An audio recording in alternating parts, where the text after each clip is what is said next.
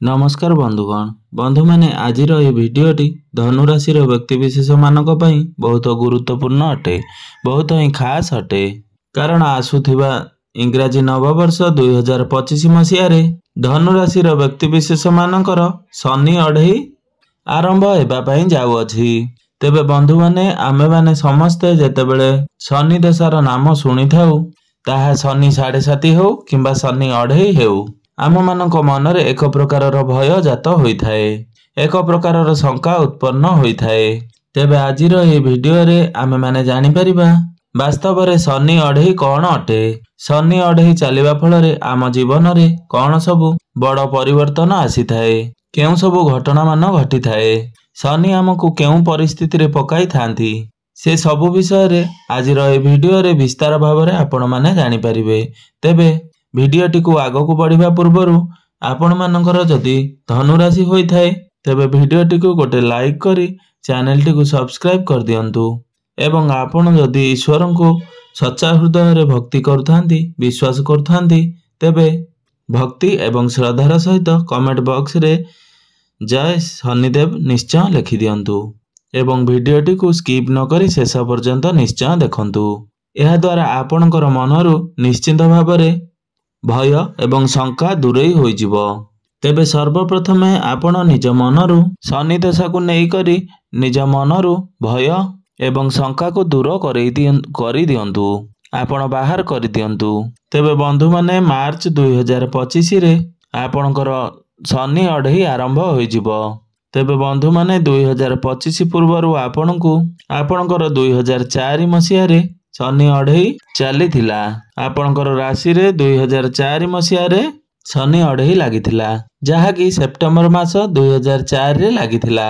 एहा परे दीर्घ 20 वर्ष परे एही आसुथिबा इंग्राजी नववर्ष 2025 रे पुणी थरे आपणकर राशि रे शनि अढ़ई लागिबाकू जाउअछि।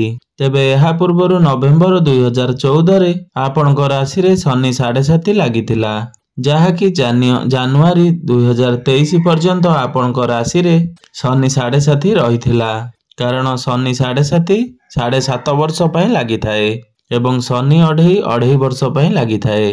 तेबे 30 मार्च 2025 रे आपणकर जेउ शनि अढ़ई लागिबो एहार केउ भली प्रभाव आपणक जीवन उपरे लागिबो, केउ सब शुभ फल एवं केउ सब अशुभ फल आपणको प्राप्ति हेबो, केउ सब कथा गुड़िक आपणको ध्यान रे रखिबाकू पड़िबो।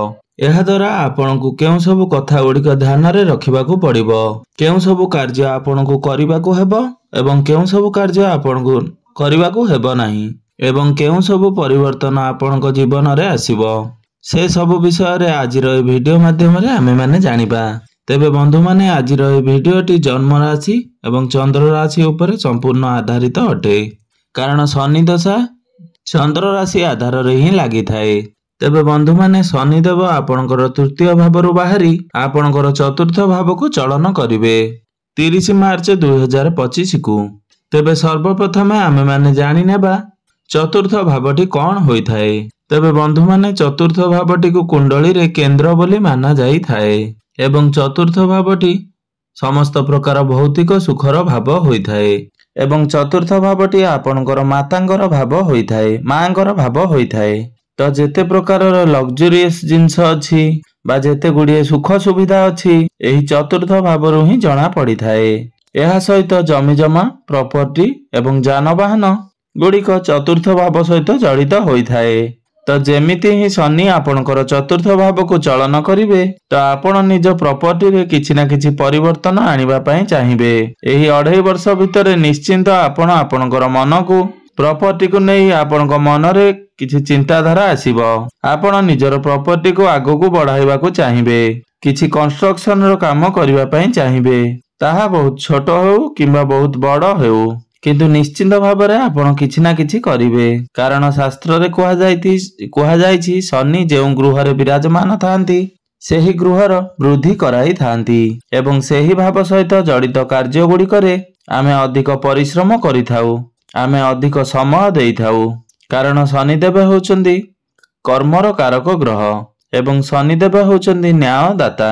शनिदेव केबे काहा सहित किछि भूल करि नथांती, से न्यायर देवता अटंती। ନିଜର କର୍ମ ଆଧାରରେ ହିଁ ଶନି ସମସ୍ତଙ୍କୁ ଫଳ ପ୍ରଦାନ କରିଥାନ୍ତି। ଅର୍ଥାତ୍ ଆପଣ ନିଜର ପ୍ରପର୍ଟିକୁ ନେଇ ଅଧିକ ଚିନ୍ତା କରିବେ।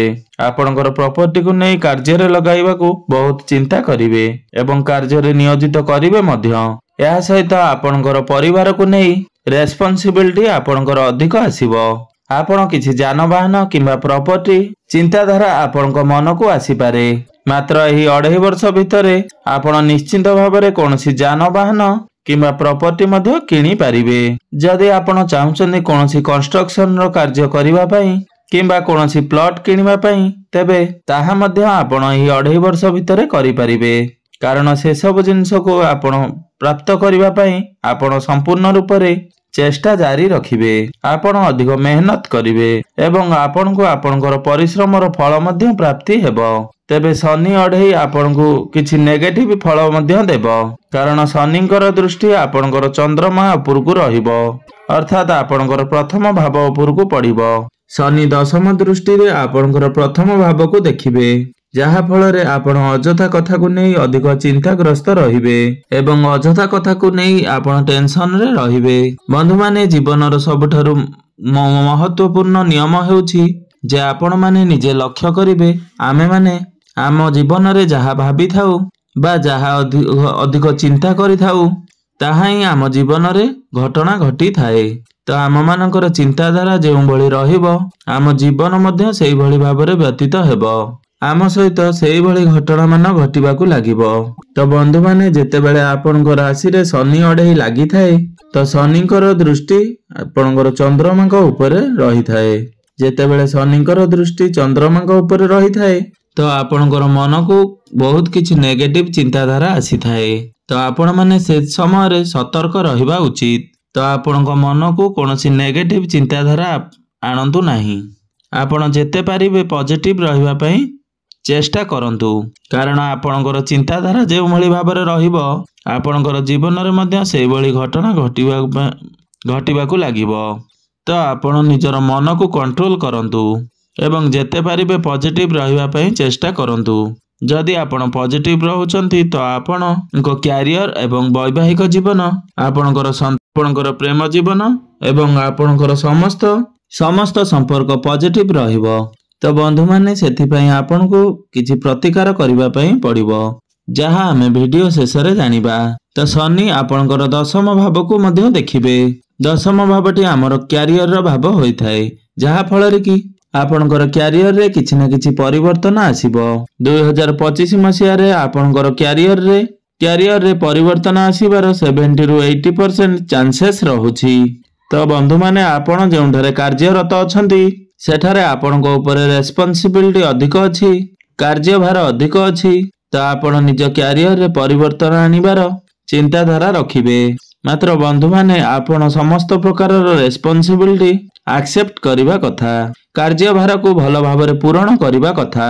କାରଣ ଆପଣ ଯେତେ ଅଧିକ ରେସ୍ପନ୍ସିବିଲିଟି ନେବେ, ଯେତେ ଅଧିକ କାର୍ଯ୍ୟ କରିବେ, ସେତିକି ଅଧିକ ଉଜ୍ଜଳମୟ ହେବ। ଆପଣଙ୍କର ଭବିଷ୍ୟତରେ ସେତେ ଅଧିକ ଲାଭ ପ୍ରାପ୍ତି ହେବ। କାରଣ ଆମେମାନେ ବର୍ତ୍ତମାନ ଯାହା କରିଥାଉ ତାହାର ପ୍ରଭାବ ଆମର ଭବିଷ୍ୟତ ଉପରେ ପଡ଼ିଥାଏ। ବର୍ତ୍ତମାନ ଆମେ ଯେତେ ଅଧିକ ପରିଶ୍ରମ କରିଥାଉ ତାର ସେତେ ଅଧିକ ପଜିଟିଭ ପ୍ରଭାବ ଭବିଷ୍ୟତରେ ହିଁ ପାଇଥାଉ। ତାହା ଆପଣ ସମସ୍ତେ ନିଜ ଜୀବନ ଉପରେ ଜାଣିଥିବେ। ଧରି ନିଅନ୍ତୁ ଜଣେ ବିଦ୍ୟାର୍ଥୀର କଥା ବା ଛାତ୍ରର କଥା। ବର୍ତ୍ତମାନ ସେ ଯେତେ ମନୋଯୋଗ ଦେଇ ପାଠ ପଢ଼ିବ, ଫ୍ୟୁଚରର ଏକ୍ଜାମରେ ସେ ସେତେ ଅଧିକ ଭଲ କରିପାରିବ। ତାକୁ ଫ୍ୟୁଚରରେ ବା ଏକ୍ଜାମରେ ଭଲ ରେଜଲ୍ଟ ମିଳିପାରିବ। ମାତ୍ର ବର୍ତ୍ତମାନ ତାଙ୍କର ପାଠପଢ଼ାରେ ଯଦି ପରିଶ୍ରମ ନ କରେ, ସେ କେବେ ବି ଏକ୍ଜାମରେ ଭବିଷ୍ୟତରେ ଭଲ ମାର୍କ ଆଣିପାରିବ ନାହିଁ। ସେଥିପାଇଁ ବର୍ତ୍ତମାନ ଆମେମାନେ ଯେଉଁ ବି କାର୍ଯ୍ୟ କରୁଛନ୍ତି ସେଥିରେ ଆମେ ଯେତେ ଅଧିକ ପରିଶ୍ରମ କରିବା, ଯେତେ ଅଧିକ ସମୟ ଦେବା, ଆମକୁ ଭବିଷ୍ୟତରେ ସେହି କାର୍ଯ୍ୟରେ ସେତେ ଅଧିକ ସଫଳତା ପ୍ରାପ୍ତି ହେବ। ତ ଏହି ଶନି 2.5 ଭିତରେ ଆପଣଙ୍କ ପାଖକୁ ଯାହା ବି କାର୍ଯ୍ୟ ଆସୁଛି ସେସବୁ କାର୍ଯ୍ୟକୁ ଆପଣ ମନ ଦେଇ କରିବା ପାଇଁ ଚେଷ୍ଟା କରନ୍ତୁ, ଭଲ ଭାବରେ କରିବା ପାଇଁ ଚେଷ୍ଟା କରନ୍ତୁ। କାରଣ ଏଇଥର ଯେଉଁ ଶନି 2.5 ଲାଗିବ ଆପଣଙ୍କ ରାଶିରେ ଲମ୍ବା ସମୟ ଧରି ଆଉ ଶନି 2.5 ଅଛି ନା ଶନି 7.5 ରହିଛି, 11 वर्ष पर्यंत आपणको राशि रे शनि अढ़ई नाही किंबा शनि 7.5 नाही तेबे आपण एबे जदि सेते परिश्रम करिथिबे तेबे तार भल फल आपणको भविष्यत रे प्राप्ति हेबो। तो एही समय आपण देखिबे जे आपणको मन भितरे मैनेजमेंट स्किल बढ़िबो, कार्य करिवार शैली आपणकर चेंज होई जिवो, आपणको विदेशी गतिविधि रो लाभ प्राप्त हेबो, आपणको एमएनसी कंपनी रो जॉब ऑफर आसी पारे मात्र ताहा आपणको रेस्पोंसिबिलिटी सह मिलिबो। तो शनिकर दृष्टि मध्य आपणकर षष्ठ भाव उपरकू रहिबो। तो एही 2.5 वर्ष भितरे धनु राशि रो व्यक्ति विशेष माने कोनोसी जिनिस को नै लोन नै पारंती, ताहा गाड़ी पई हेउ किंबा प्रॉपर्टी के हो, कारण जेहेतु आपणकर शनि चतुर्थ भाव रे अछंती तो निहाती भाव रे आपण सुख सुविधा को पूर्ण करिबा पई लोन नै पारंती। तो शनिकर दृष्टि जेहेतु आपणकर प्रथम भाव उपरकू रहु अछि तो आपणकर प्रेम जीवन को नै आपणक मन रे कोनोसी डाउट्स आणंतु नाही, कोनोसी शंका रखंतु नाही, आपणक भितरे जेपरि कोनोसी मिसअंडरस्टैंडिंग न हुए, डाउट्स न आसे सेथि प्रति आपण ध्यान रखिबा उचित। तो यही सब कथार आपण विशेष ध्यान दियंतु। तो बंधु माने आपण माने लक्ष्य करिवे शनि अढ़ई सरला बेलकू आपण भितरु केते अधिक मैच्योर होई जाइथिबे, आपण इंटरनली केते अधिक शक्त होई जाइथिबे। तो शनिकर दृष्टि आपणकर षष्ठ भाव रे रहउतबा हेतु आपणक ऊपर रेस्पोंसिबिलिटी बढ़िबो एवं रेस्पोंसिबिलिटी बढ़िबा अर्थ आपणकर आर्थिक लाभ मध्य हेबो, जहा कि आपणको पॉजिटिव फल देबो। एवं षष्ठ भावटी जेहेतु शत्रुर भाव आपणकर गुप्त शत्रु मध्य वृद्धि पाइबे। तो आपण माने एही समय लक्ष्य करिवे किछि लोक माने आपणको धार करज बा टंका मागी पारंती।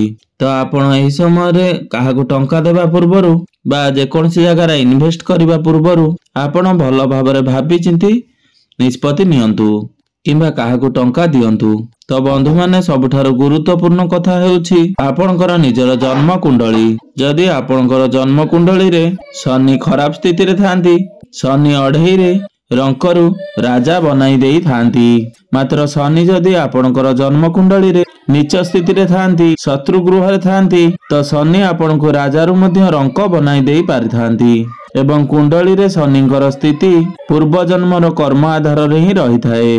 आपण पूर्व जन्म रे केउ भली कार्य करिसंती सेही अनुसार ही आपणकर कुंडली रे शनिकर स्थिति रही थाए, कारण आपण माने जानंती मृत्यु परे आम सहित केवल कर्म फल ही जाई थाए, जहा कि आमको पर जन्म रे भोग करबा को पड़ी थाए। तेबे बंधु माने आजिर ए वीडियो रे आपण माने निश्चिंत भाव रे जानि पारिथिबे जे प्रकृत रे शनि अढ़ई कोन हटे एवं शनि अढ़ई रे कोन सबु व्यक्ति उपरे प्रभाव पड़ी थाए। तेबे बंधु माने सर्वप्रथमे आपण माने शनिंकर बीज मंत्र प्रत्येक दिन निश्चिंत जप करंतु एवं उदित सूर्य को तंबा पात्र रे जलार्घ्य अर्पण करंतु। तेबे बंधु माने मोर ए वीडियोटी आपण मानकू किपरि लागिला वीडियो को गोटे लाइक करी चैनल टी को सब्सक्राइब कर दियंतु एवं कमेंट बॉक्स रे जय श्री शनिदेव अवश्य लिखि दियंतु। तेबे बंधु माने आपणकर जीवन मंगलमय हो, एहा ही ईश्वर निकट रे मोर एतिकी